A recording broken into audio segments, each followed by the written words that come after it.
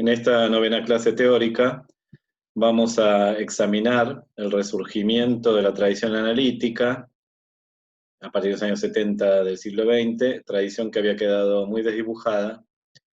muy puesta en entredicho en los años 60 por la emergencia del historicismo.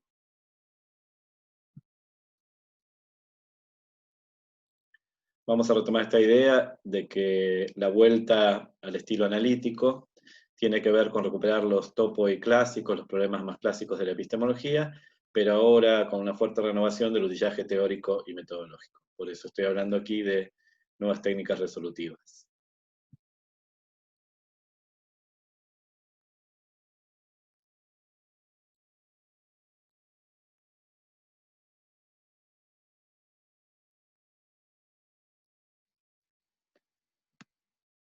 Si volvemos al PES, al mapa general de corrientes epistemológicas del siglo XX, estamos ya situados en las corrientes recientes y actuales, con foco más o menos en este periodo de tiempo, del 85 al 2010, del 85 para la estabilización de los tres estilos, en su madurez completa y en su más o menos inarmónica coexistencia, y hasta un periodo de tiempo relativamente cercano a nuestros días, pero que nos permite cierta distancia histórica para ordenar el panorama. Dentro de esta contemporaneidad, o de esta epistemología reciente y actual, nos estamos situando en esta corriente de recuperación del ideal analítico, positivista, logicista, empírico, que, como recordarán de clases anteriores, se relaciona fuertemente con los otros dos estilos, o va a dialogar fuertemente con los otros dos estilos, no va a ser ajeno a la existencia de alternativas plausibles, ahora obvias y palpables debido a la debilitación de la tradición hegemónica y al vuelo que van tomando estas dos alternativas. También en transformación profunda por el enriquecimiento provisto por el resto de la episteme, por las disciplinas académicas de contorno que están proveyendo de nuevo utillaje teórico y metodológico. La corriente neoanalítica en epistemología va a ser sensible a esos aportes, esas contribuciones, no va a quedar afuera, al igual que las otras dos, aunque se puede decir que las otras dos, ubicadas en zonas más externas de la epistemología, tienen más sensibilidad o más apertura a la interdisciplina, y por supuesto relacionado con esta larga saga, desde el positivismo decimonónico o paleopositivismo, como podríamos denominar, siguiendo Muguerza, hacia el positivismo lógico del Círculo de Viena, luego la larga concepción heredada como manera estándar, hegemónica, ortodoxa y dominante de hacer epistemología por al menos 3 décadas, y por último esta revisitación de aquellos ideales, una vez calmadas las disputas en torno al hecho de que el historicismo, la aleta inferior del pescado, va ganando terreno en la comunidad epistemológica y pone en duda o socava algunas convicciones clásicas de la naturaleza y función de la epistemología. Vamos a concentrarnos, por tanto, en este cono inverso, este cono que se achica, debido a que esta tradición, esta forma, este estilo, esta música de la epistemología va desapareciendo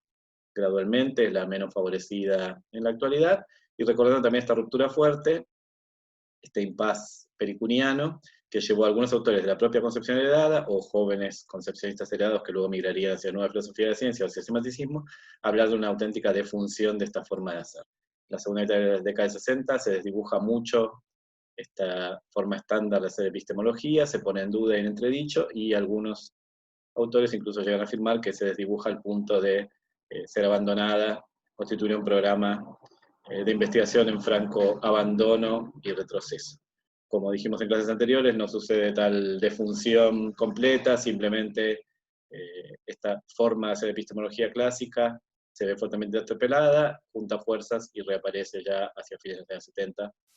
ganando de nuevo visibilidad, prestigio y nicho en la comunidad académica de la epistemología. Cristian Karman, un epistemólogo argentino contemporáneo, resume esta idea de el renacer del ave fénix del estilo analítico, posterior a este run de las tesis cunianas, con esta frase que a mí me gusta citar: una vez que la gran agitación en el mar de la epistemología contemporánea, producida por las nuevas tesis defendidas en el periodo historicista, se calmó, se recuperó paulatinamente la confianza en la viabilidad de los análisis formales o semiformales de las teorías científicas.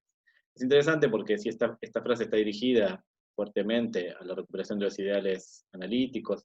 del estilo sintacticista, formalista y logicista, aplica también a las otras dos partes del PES, a la aleta inferior y a la aleta superior, en el sentido de que esta reconstrucción de los topoi clásicos, y en particular este análisis de las teorías y los modelos, de manera semiformal, una manera de elucidación, argumentación rigurosa, con lenguajes extendidos, con un análisis acabado de las partes y una búsqueda de relaciones sustantivas entre las partes, se extiende también, por supuesto, al semanticismo, a la familia semantista en general, y también a ciertas formas de postcunianismo menos extremas, más ocupadas de las cuestiones clásicas de argumentación, explicación, convencimiento, inferencia, razonamiento, validez y modelos. También, y esto se contradice un poco con el PES, tengo en cuenta una tesis de otros autores, la idea de que lo que reactiva más bien al hilo analítico, el estilo analítico, es lo que se llama la guerra de las ciencias, o las guerras de las ciencias en inglés, science wars. Esta es una expresión para el gran momento turbulento de la epistemología en los años 80, en confronto o en oposición a los estudios sociales de la ciencia y tecnología y otras formas de hacer metaciencia, ubicadas en la parte más baja del PES y en el lado de afuera del PES. Cosa que ya vimos en clases anteriores, tiene que ver con lecturas extremas de las tesis kuhnianas, llevando agua para el molino del irracionalismo, relativismo y antirrealismo, que son de alguna forma expulsadas o forcluidas de esta nueva epistemología vuelta a armar, a lo largo de unos 15 años de discusión muy encendida, en el contexto de la idea de las dos culturas, la cultura humanista y la cultura científica general, en torno a si la ciencia es o no es un relato más, una forma más de ver el mundo, en igualdad de condiciones culturales, materiales, políticas, económicas, sociales, y también lógico-lingüísticas, que cualquiera otra forma de aproximación al mundo, otra cosmovisión, otro lenguaje u otro relato, como se va a llamar fuertemente en esa época. Entonces me hago también eco de esta tesis, que no está contenida en el PES, dado que yo pongo esta barra de interrupción, este rayo que cortaba bastante antes, hacia inicios o mediados de la década del 70, acá estaremos hablando ya de entrada a la década del 80, pero algunos autores dicen que probablemente el alboroto suscitado, primero por estas tesis irracionalistas, relativistas y antirrealistas, de lecturas extremas, emocionadas, historicistas y contextualistas fuertes de Kuhn, y luego por el famoso caso Sokal, un intento de desenmascarar las imposturas intelectuales de las ciencias sociales, son lo que va a dar empuje a que el estilo más clásico, más analítico, resurja con fuerza y se vuelva a acomodar en el centro de epistemología académica, en algunos centros de referencia del mundo. También, como dije en la clase pasada, eso tiene que ver con discusiones que también quedan un poco desdibujadas en el PES, tienen que ver con interferencias o interfaces o grises o matices entre las distintas partes o los estilos, sobre todo entre medio del historicismo y la filosofía analítica vuelta a empezar, pero también hacia arriba con el semanticismo y entre historicismo y semanticismo, distintos grises o matices entre estas tres estilos tan extremos y tan compartimentalizados que planteo yo en el PES, siguiendo a muchos otros autores que también lo hacen así, y que tienen que ver con ubicar nuevas formas de realismo y racionalismo moderados, súper sofisticadas, por cierto, muy apoyadas en la fundamentación teórica, para apartarse de todo resabio relativista, antirrealista y racionalista que podría haber quedado de estos alborotos pericunianos. Este último punto está subrayado en la diapositiva, porque no lo vamos a trabajar en clase, corresponde a poner en duda el cuadro completo del PES y buscar autores intermedios difíciles de clasificar. En particular habíamos hablado de Ron Harré, uno de los personajes más complicados en la segunda mitad del siglo XX para una clasificación completa, que retoma el tema del realismo con mucho detalle y mucha riqueza y complejidad. La vuelta está del estilo analítico, reactivar este hilo conductor analítico, neopositivista o neopositivista, ahora muchos neos delante, tiene que ver, como dije varias veces, con la recuperación de los ideales epistémicos de la epistemología, los ideales clásicos, las finalidades y valores asociados a la epistemología clásica, la pregunta sobre la naturaleza profunda del conocimiento científico, y en torno a ella constructos tales como los de verdad, validez, estructura y demarcación, teorías y modelos, y inferencia y explicación, que fueron protagónicos a lo largo del siglo XX. Ahora, como dije varias veces, se va a responder desde esta vuelta a lo analítico, a la analiticidad, con respuestas que pueden ser a veces más clásicas o más reformadas. Vamos a ver un poco alguna y otra, ejemplos de alguna y otra para que quede un poco más claro, pero siempre con este fuerte intercambio e influjo con lo que está sucediendo alrededor. Efectivamente, el hilo conductor analítico, positivista, sintacticista, formalista, empírico, recoge el guante de la crisis severa de la segunda mitad de la década del 60 y de los reclamos que se hacen desde el historicismo y desde el semanticismo, y busca de retraer filas, volver a ganar fuerza, revisando a fondo los supuestos, las tesis, las herramientas, las formulaciones, y por tanto siempre tratando de enriquecer el acervo, el utillaje, la maleta de herramientas intelectuales que va a usar para poder volver a encaminar la epistemología en su ideal o molde o canon clásico. Lo que va a diferenciar a distintos autores, estos neoanalíticos, estos de regreso al analítico, por supuesto va a ser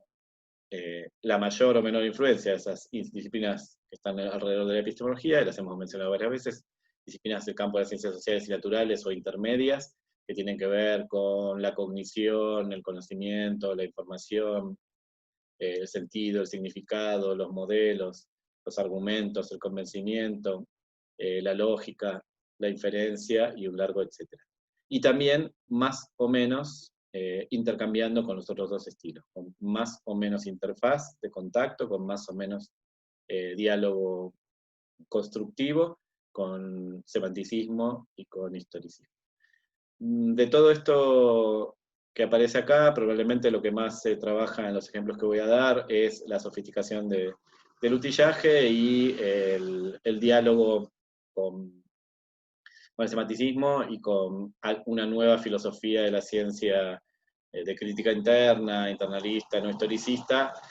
ahora hecha una forma periférica, pero picante y súper sofisticada de volver a lo analítico. Este regreso al ideal analítico, por tanto, implica recuperar la cientificación de la epistemología, que era el gran proyecto fundante del Círculo de Viena, del positivismo lógico, en la década del 20 y el 30 del siglo XX. Tomo esta frase de Andrés Rivadulla, un famoso epistemólogo, en torno a qué quiere decir esto de cientificar la epistemología. Si recuerdan, esta frase de una epistemología científica, una filosofía de ciencia científica, va a cundir mucho entre los concepcionistas heredados y, por supuesto, entre jóvenes de Latinoamérica que se van a formar de alguna forma en contacto con textos y autores de la concepción heredada, y va a traer esta vuelta de eticidad a la Argentina o a nuestro continente, América Latina, por ejemplo, Mario Bunge en su momento y luego Gregorio Grimoski. En esta frase ustedes ven que Maurice Schlick, uno de los padres fundadores del Círculo de Viena, del positivismo lógico, se pregunta en un texto de 1930, o sea, justo después del manifiesto y del Congreso en Praga, qué es, por fin, la filosofía. Está refiriéndose, por supuesto, a la filosofía en general y la filosofía de la ciencia. Aquella actividad, se contesta él mismo, por medio de la cual se pone de manifiesto el sentido de los enunciados. O sea, que lo central acá, para cientificar, dar rigor, dar campo de acción, dar entidad, dar personalidad y distinción a la epistemología, es la cuestión del sentido o significado de las enunciaciones. Por medio de la filosofía las frases se clarifican y por medio de la ciencia se verifican. En la ciencia se trata de discernir la verdad de los enunciados. En la filosofía, ¿qué es lo que expresa? O sea, volvemos a esta idea ancilar, supeditada, satelital, auxiliar que tiene la epistemología para la ciencia, mostrando la opinión de estos autores de que la epistemología es necesarísima para el buen curso de la ciencia, para la buena producción de la ciencia, es aquella que prepara el terreno y clarifica, discierne acerca de la claridad, validez, buena formación y referencia de los enunciados científicos, para luego pasar ellos a la ciencia en sentido estricto, las ciencias empíricas, y ahí sí determinarse su valor de verdad en relación con los hechos del mundo. Traje como ejemplo de lo que sería esta vuelta a la analiticidad, un ejemplo muy local, la revista Análisis Filosófico, que se edita ya hace como 35 años, patrocinada por SADAF, la Sociedad Argentina de Análisis Filosófico, que es un centro de producción de filosofía general y de filosofía de ciencia en particular, de carácter neoanalítico, de regreso a los ideales analíticos, del cual forman parte muchos epistemólogos relevantes de la Argentina y con gran intercambio con la comunidad iberoamericana. Traje dos de los artículos, o menciono dos de los artículos, uno de 2013 y otro de 2004, aparecidos en la revista, dedicados a la epistemología o filosofía de la ciencia, con fuerte impronta analítica. Uno es de Alejandro Cassini, que trabaja en la UBA, y el otro de David Pineda, que trabaja en Girona, en España. El de Cassini se llama confirmación hipotético-deductiva y confirmación bayesiana. Se oponen dos modos metodológicos. El clásico, que abarcaría el positivismo lógico, concepcionalidad y racionalismo crítico, dado que tanto la versión verificacionista o confirmacionista como la versión falsacionista o refutacionista serían hipotético-deductivas, y una especie de vuelta a una lógica inductiva, rompiendo el molde del hipotético-deductivismo clásico neo-aristotélico, iniciada tímidamente por los debates entre Carnap y Hempel sobre la validez, extensión y cuantificación de la confirmación, y luego complejizada fuertemente con el desarrollo de teorización sobre la probabilidad y unas formas de cuantificar muy sofisticadas, basadas en Bayes, de cuantificar los grados de confirmación o de validación o corroboración de las hipótesis científicas. Ahí trabaja de manera muy afinada, muy detallada y con todos los condimentos clásicos del enfoque analítico, esta cuestión de la coexistencia o no de dos estilos o retóricas metodológicas en el siglo XX. En el caso del artículo de Pineda, se habla del hiato explicativo, que es una idea también a partir de la década del 30 del siglo XX, que tiene que ver con el hiato entre lo fenomenológico y lo físico último, lo verdaderamente en el mundo, la ontología, y lo que sobre eso construimos, lo que se nos presenta, que es lo más fenomenológico, y si ese hiato clásico detectado en la corriente analítica a lo largo de todo el siglo XX es realmente un problema para este enfoque fisicalista. Él llama ahí el fisicismo, a lo que nosotros hemos llamado en clase fisicalismo, esta necesidad de un lenguaje unificado, protocolar, de bajo nivel, muy cercano al mundo, que planteaban tanto positivismo lógico como concepción hereditaria.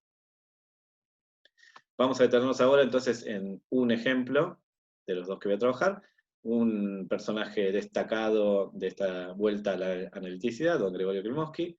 fue probablemente uno de los personajes más importantes, más relevantes de la epistemología argentina, sobre todo en su calidad de docente, de formador de discípulos de recursos humanos, prácticamente ha formado a todos los epistemólogos que se precien mayores de 40 años en la Argentina. Klimovsky tiene una producción epistemológica relativamente acotada, en el sentido de la cantidad de artículos o de páginas escritas, pero contundente, sobre todo volcada en libros de texto y en libros de discusión de muy alto vuelo y muy interesantes, muy seguidos por muchos epistemólogos argentinos y latinoamericanos. Klimovsky adhería a una concepción que se llama deductivista de las teorías científicas, que básicamente es una reforma sofisticada, muy formalizada y superando algunos problemas clásicos de lo que era la concepción estándar de las teorías científicas en las ciencias empíricas o fácticas,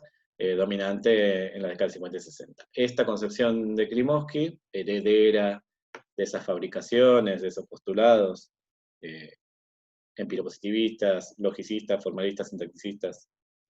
analíticos clásicos de los 50 y 60, va a empezar a gestarse en los años 70 y va a cobrar entidad y se va a difundir en la comunidad epistemológica local en las décadas del 80 y 90. Básicamente él adhiere a la concepción clásica de teoría y la va a reformar, matizar y expandir, por la cuestión de hacer una integración suave entre las concepciones que va a sostener sobre las teorías empíricas, de las ciencias prácticas, y sobre las teorías formales, o de las ciencias formales o matemáticas. Para él es necesario plantear una unidad metodológica en el cuerpo de la ciencia, lo que se trata como ciencia. Entonces esa unidad metodológica tiene que darse por el ideal hipotético deductivo. Por tanto, no tiene que haber discontinuidades tan severas en nuestras reconstrucciones semiformales de lo que es una teoría. En el campo de las ciencias formales, como la matemática, la lógica, o parte de la informática o computación, y en el campo de las ciencias fácticas o empíricas, como pueden ser las ciencias naturales y sociales. Él estaba comprometido con esta idea de unificar a un nivel superior, con una concepción superior de teoría, ambos subtipos de teoría, reconociendo por supuesto diferencias entre ellas, pero intentando enfocarlas desde un lugar más alto donde se pudieran compatibilizar, aunque sea parcialmente. Eso, por tanto, tiene que ver con su compromiso por una visión de método hipotético-deductiva, que era una de las dos discutidas en el artículo anterior que les mencioné, de la concepción analítica clásica, prácticamente desde siempre, desde los estudios más antiguos que podemos llamar positivistas en sentido vago e impreciso, y después retomada fuertemente en el siglo XX por positivismo lógico y concepción heredada. Aquí la introducción de hipotético es importante, porque para él ese carácter hipotético, inferencial, provisorio, contingente, no completamente comprobable ni probable de las teorías empíricas, de las ciencias fácticas, es central para entender el funcionamiento de la ciencia actual, de la ciencia de su época. También se compromete fuertemente, sin cesar ni cejar, con la representación proposicional, fuertemente proposicional de las teorías, que se ha llamado, a veces con cierto sorno o desprecio, concepción enunciativa de las teorías, donde se entiende la teoría como una estructura lingüística, como una entidad abstracta, que es un conjunto de oraciones, frases,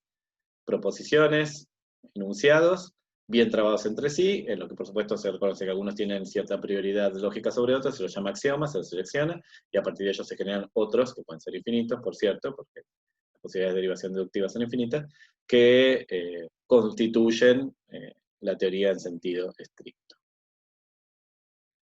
Voy a seguir acá de cerca un texto de Alejandro Cassini, de 2011, también ha aparecido en Análisis Filosófico, en la revista. Él fue colega, amigo, discípulo, glosador, biógrafo de Klimovsky, y conversó largamente sobre estos temas, y realmente su artículo de muy buena calidad, glosa con mucho rigor, con mucho detalle, con mucha justificación o sistematización, las tesis klimovskianas sobre teorías y modelos. Así que esta parte voy a seguirlo bien de cerca. Él comenta esta cuestión en la que insistió Klimovsky toda su vida y escribió varias veces, de diferenciar entre sistemas formales puramente sintácticos, en los cuales no hay valor de verdad, porque solamente hay trabazón o gramática, arquitectura pura, y sistemas hipotético-deductivos, donde sí tiene razón de ser el valor de verdad, porque se puede de alguna forma probar su verdad o falsedad. Se puede atribuir valor de verdad a estos sistemas hipotético-deductivos porque tienen interpretaciones externas a ellos y no quedan en puros formalismos apodícticos autodemostrativos. También dice Cassini sobre Klimovsky, la cuestión esta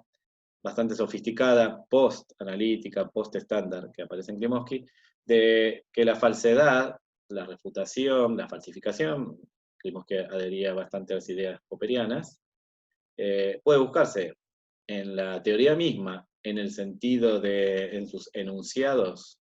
sobre el mundo, en las hipótesis auxiliares que se usan para derivar consecuencias contrastables o observacionales, y también en todo el aparato lógico usado para la derivación. Esto es nuevo porque lo que está mostrando es que Klimovsky está mucho más abierto a la idea de que hay varias lógicas, de que hay diferentes sistemas lógicos a usar, respecto de la concepción heredada más clásica, más hardcore, más núcleo duro, que negaba esto y usaba solamente la lógica formal deductiva estricta de primer orden con identidad, la lógica aristotélica o sus reformas del siglo XIX, como estricto utillaje para deducir consecuencias observacionales. Acá se amplía la idea de que estas inferencias son de varios modos y estilos, y que por tanto también se pueden revisar. Todas las elecciones de inferencia pueden ser revisadas. Aquí también se ve, a mi juicio, y me hago cargo de esta afirmación, la influencia de Piaget sobre Klimovsky. Klimovsky leyó ampliamente a Piaget y de hecho lo cita le dedica un apartado bien interesante en su libro de texto, Las aventuras del conocimiento científico. Acá se ve la idea de estos estudios sobre lógica y paralógica y otras lógicas que aparecen en la monumental y extensísima obra de Piaget. Esto lo marco aquí y lo voy a retomar en un par de diapositivas, pues tiene que ver con mi idea, que no es mía, que retomo a otros autores, de que aquí hay algo post-analítico o post-clásico, post-estándar. Se recupera la forma analítica de hacer, pero entendiendo que su ejecución en la concepción heredada tenía defectos de forma y de fondo que hay que revisar a fondo. Y Klimovsky no le escapa a estas revisiones. Entonces acá estoy hablando justamente de esta concepción post-estándar o post-heredada. Las teorías empíricas para Klimovsky son solo en última instancia sistemas axiomáticos formales interpretados mediante las reglas de correspondencia. Aquí retoma todos los elementos de la concepción heredada, ahora formalizados, ahora depurados de sus vicios y errores usuales, tomados con definiciones muy rigurosas y combinados todos entre sí. La idea de un sistema axiomático y formal, la necesidad de una interpretación, no pueden ser teorías si no refieren, no remiten, no representan, y eso se hace mediante reglas de correspondencia que tienen una cierta naturaleza y una cierta mecánica. Pero Klimovsky reconoce, a diferencia del positivismo lógico y de una parte sustantiva de la concepción heredada, que casi ninguna teoría se formula de esta manera. Por eso habla de una representación en última instancia. Una representación que es una reconstrucción superestilizada hecha por los propios epistemólogos. Y también dice que cuando se presentan axiomatizadas, que es la menor cantidad o proporción de los casos, se formulan ya en lenguajes naturales, ya desformalizados, y en los que se ha hecho una parcial interpretación. Esto tiene todo que ver con el intento de reconstrucción estructuralista de la mecánica clásica en sus primeras formulaciones, la de Saps y sus colegas, que revisamos rápidamente hace un par de clases, en el cual, a pesar de que se hace este intento de mostrar la teoría mecánica clásica, una mecánica clásica de partículas, como un sistema formal, ya se da guiño o pista al lector de que algunas de las entidades pertenecientes a esa formalización tienen una interpretación directa y obvia, clásica e inamovible. Que ese es un punto en un espacio tridimensional, o sea, una coordenada de espacio, o sea, un punto donde se va a ubicar el punto material, que v o v corta es la velocidad, que t es el tiempo, p es una partícula, f es una fuerza, así sucesivamente. Por supuesto, yo podría cambiarle todas esas letras y nombres y hacer más oscura la interpretación, pero en realidad ya hay una semi-interpretación inicial que Klimovsky reconoce. Por tanto, está acá mostrando que no es tan verdad esta pretensión estructuralista temprana, el primer estructuralismo, de que se había formalizado completamente, ahora con la teoría de conjuntos, con un enfoque conjuntista, la definición de los modelos. Realmente todavía hay referencia fuerte a sistemas que conocemos y reconocemos y que están en el mundo. Entonces, Klimovsky dice, se puede reconstruir racionalmente cualquier teoría, pero es una reconstrucción que hacemos a posteriori, idealizada y programática, intencional, hecha desde la epistemología, mediante un patrón, que para él va a ser formal y axiomático, con independencia de la enorme amplitud que se reconoce en la aplicación de los culturas de teoría entre las distintas ciencias naturales y sociales. O sea, para él, si se toma cualquier cosa que tenga entidad de teoría en estas ciencias, a pesar de que se reconocen grandes diferencias en la aplicación del rótulo, esa cosa que tiene entidad de teoría puede eventualmente racionalizarse, formalizarse y axiomatizarse al modo klimovskiano. Él dice que a veces es más difícil, y que lo que estamos hablando entonces es de un conato de teoría, una prototeoría, algo que está todavía en construcción y a medio hervor, pero que efectivamente, ulteriormente, al final, todas pueden patronizarse en este molde axiomático y formal que él sostiene, al cual él adhiere. Consecuencia de esta concepción klimovskiana, solo vamos a revisar una consecuencia, es que vuelve al tema de las distintas formulaciones de la mecánica clásica, de cualquier teoría en cualquier ciencia empírica. El ejemplo clásico es el de la mecánica clásica. La formulación de Newton y las posteriores formulaciones racionales, a fines del siglo XVIII, en la primera mitad del siglo XIX, por ejemplo, la de Hamilton o la de Lagrange. Esto era un palo en la rueda en la concepción tan dura, sintacticista, formalista y axiomática, de la cual se va a nutrir o en la cual va a brevar Klimovsky. Porque aquellos no querían perder la intuición de que esto es una y la misma teoría. Sin embargo, si uno se compromete con la axiomatización y la mirada enunciativa, efectivamente la mecánica de Lagrange no es la misma que la de Newton. Debido a que se reconocen las teorías como conjuntos organizados de enunciados y a distintos enunciados, distintas teorías. Esto, como dije en clases anteriores, va a ser un problema de los tantos que va a atacar el semanticismo, en particular el estructuralismo de Snead y posteriores,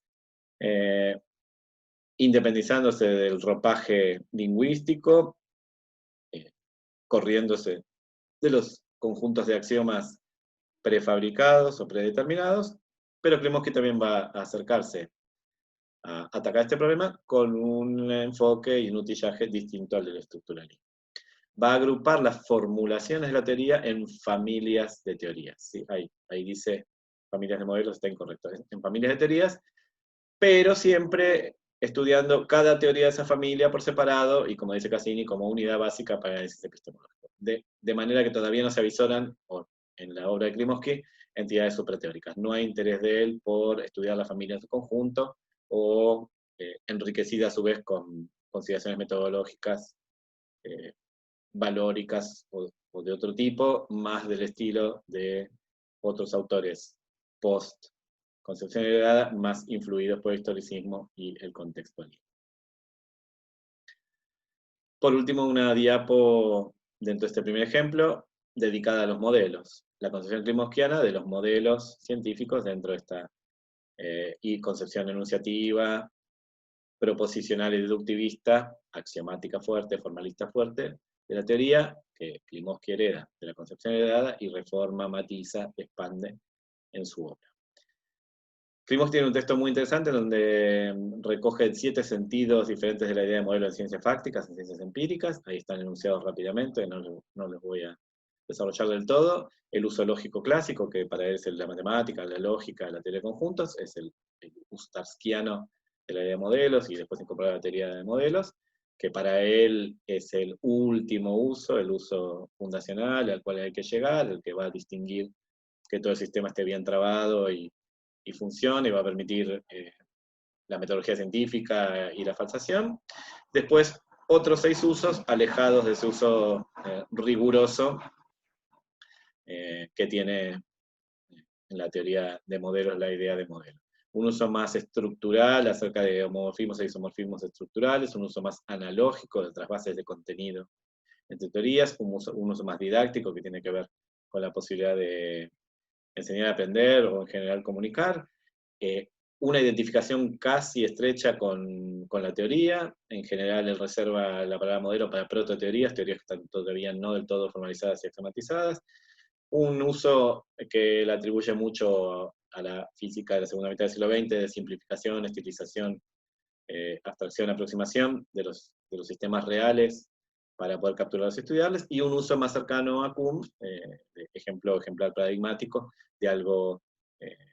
sumamente potente y notable dentro de la fabricación o de la producción de la ciencia, que es seguido de cerca para construir otras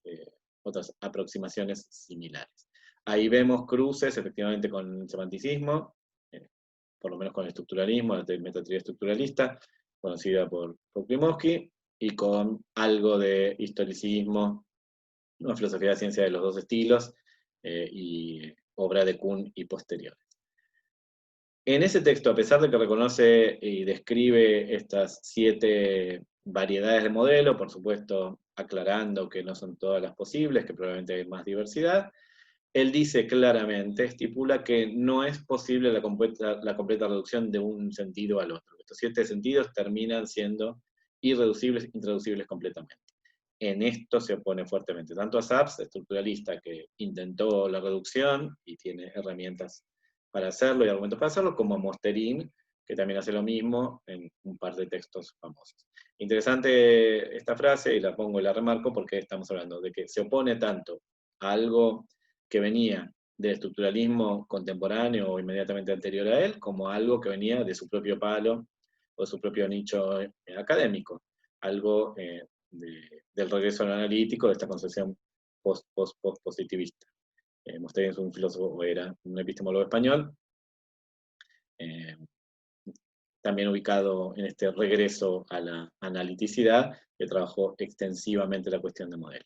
Entonces acá se desmarca de los intentos semanticistas y los intentos neopositivistas o formalistas de capturar una idea general, abarcativa y abstracta de modelo que sirva a modo de comodín transversal para las distintas ciencias naturales y sociales. Klimovsky tiene una frase interesante sobre los modelos, bien simpática, usa la palabra contrapelo. Dice, bueno, a su juicio, en su opinión, la mayor parte de las instancias en las que se usa la idea de modelo en la ciencia fáctica, si él toma mucho la física, tienen que ver con lo contrario que en este uso logicista y matemático, que él pretende que esté al final de toda teoría bien formada y todo uso sensato y sensible de la palabra modelo.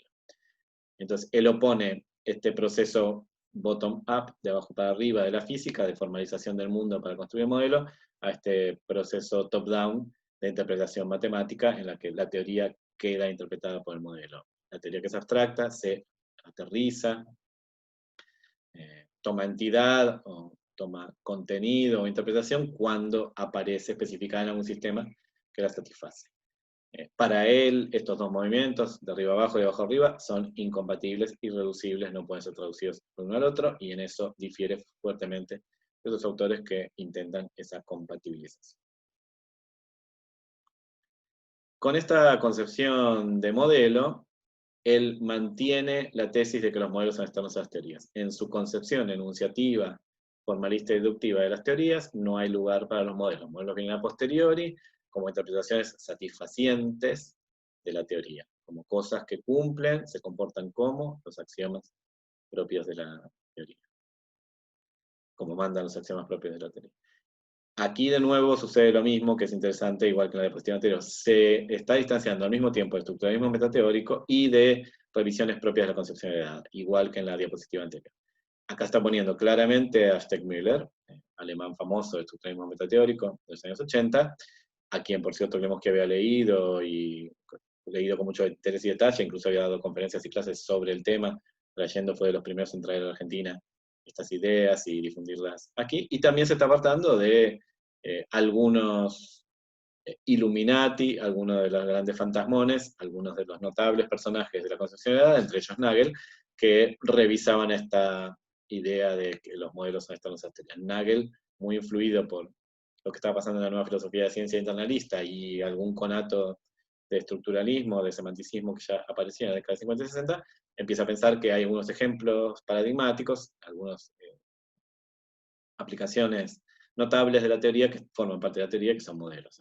Va a ser lo que después llamemos aplicaciones intencionales. Esta oposición total a que los modelos formen parte de la teoría para lograr esta transición suave entre teorías formales y teorías empíricas, lleva entonces a lo que se llama una postura eliminativista en torno a la idea de modelo. Los modelos pueden ser definidos en las ciencias, tienen sentido, pero son meros apósitos de las teorías. Se los define derivativamente a partir de la idea de teoría y no forman parte estricta de la teoría reconstruida así, enunciativa y formalmente. En una de las frases más duras y lapidarias sobre el tema de Klimovsky, él reduce los modelos a meros recursos heurísticos y didácticos, meros recursos constructivos o comunicativos, de los cuales la teoría puede prescindir totalmente. La teoría se autosustenta, es totalmente identificable y definible, y funciona sin necesidad de referencia a ningún modelo particular de ella, que se sitúa entonces externamente en la periferia, solo a través de estas interpretaciones, a través de reglas de correspondencia o de interpretación. Por último, el segundo ejemplo que iba a dar, ya más reciente que Klimovsky, años 80 y 90, y apartado de lo que vimos anteriormente, mucho más visibilizado en la comunidad internacional, es una concepción analítica mayoritariamente compartida sobre los modelos científicos que me va a servir de punto de diálogo, de oposición, de similitudes y diferencias con la concepción que vamos a trabajar en la clase siguiente, la concepción semántica de lo que es un modelo. Vamos entonces a retomar distinciones clásicas bungeanas sobre la noción de modelo que se extendieron fuertemente en este hilo o en este estilo analítico en las últimas décadas y probablemente siguen vigentes hasta hoy en buena parte de la comunidad de epistemólogos que cultiva este estilo analítico en sus trabajos. Bunge habla entonces de un modelo objeto, una entidad conceptual que aparece con la intención de representar. Y aquello representado va a ser el referente. Por supuesto, en general, representar algo en el mundo real, físico de los objetos, puede ser los objetos del mundo natural o del mundo social, del mundo sociocultural. Aparece entonces esta abstracción, esta formalización, esta estilización de un trozo de mundo, en donde está clara la intención pragmática de representarlo, de volverlo a presentar. Y la idea de modelo teórico, que es ese modelo objeto junto con un conjunto de suposiciones específicas de reglas de iteración, de reglas de corrida del programa, sobre el modelo objeto que llevan a que podamos derivar propiedades testeables. Son reglas del estilo sí entonces, ¿no? Si tengo razón en esto, entonces esto otro, y así sucesivamente. O sea, viene la entidad conceptual esta, el dibujito abstracto de lo que es un sistema, acompañado de unas reglas de juego bien definidas que van a permitirme hacer predicciones en el campo teórico, predicciones deductivas que se van a confrontar con operaciones, instrumentaciones, intervenciones, experimentos, observaciones, etc., en el mundo real, y que entonces en esa contrastación me va a permitir hablar de la adecuación o calidad del modelo. Entonces la idea de teórico acá, del apellido teórico, el modelo teórico, y esta expresión la va a tomar semanticismo, es esta capacidad de derivación de conclusiones, esta capacidad de derivación inferencial de conclusiones muy bien definidas que, interpretadas como observaciones esperables, ¿sí? Como consecuencia de las observaciones a testear, pueden ser de facto falseadas, ¿sí? Entonces, la teoría no es tautológica ni queda salvada, nos movemos del holismo confirmacional más extremo, en donde todo intento de falsación, de refutación, de puesta en duda, de matización, queda medio salvado por la estructura globular, no deductiva, sumamente compleja y confusa de las teorías. Nos acercamos más a la idea de que efectivamente hay modos relativamente transversales, relativamente consensuales, relativamente universales, relativamente racionales, de poner a prueba las teorías a través de lo teórico en los modelos. Lo teórico común, el hilo conductor teórico común en las familias de modelos. Volvemos entonces por última vez al PES, mostrando que en la clase que viene solo nos queda una escuela más, la concepción semántica de las teorías científicas como una forma sofisticada, ochentosa y con mucha visibilidad en la comunidad epistemológica de semanticismo.